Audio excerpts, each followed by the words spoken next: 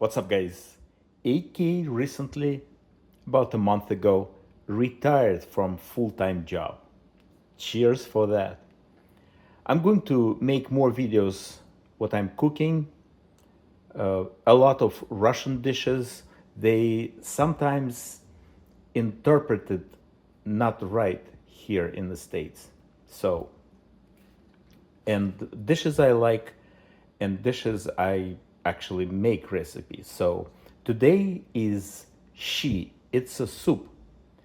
Beef bouillon, probably can be chicken, but usually it's beef. Cabbage, that's the main thing. You can put potatoes, a little bit of carrots, onion, main, also vegetable. Different spices, what I have here, main thing, it's like gives you good taste.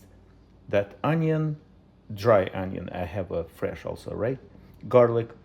At the end, I'll put just a little bit of fresh garlic. Sea salt, whatever salt you prefer. Cilantro and parsley, really optional. And those my spices here. So it's a coriander, bay leaf, pepper. All right, so I'm putting meat, boil for about hour, 20 minutes, something like this.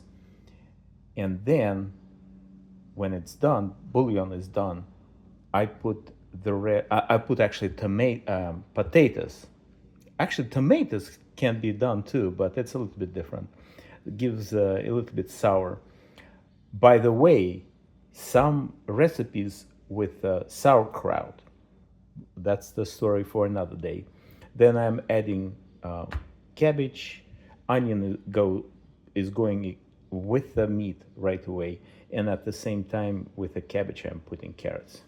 Let's do it. Here I go. The reason I put a lot of dry spices when the meat is cooking, to get good aroma. It's already so nice.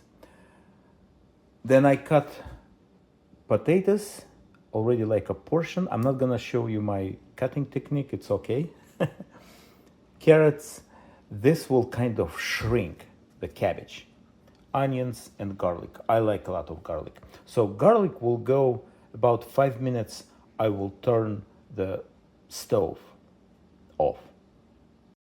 It's done. I'm calling it Siberian Shchi, Sibirski Shchi. So good. You can use different meat. Pork with the bones brings a lot of flavor, but this one is super healthy, nutritious, a lot of energy. Here you go. Thanks for watching. Have a good one. Bye bye.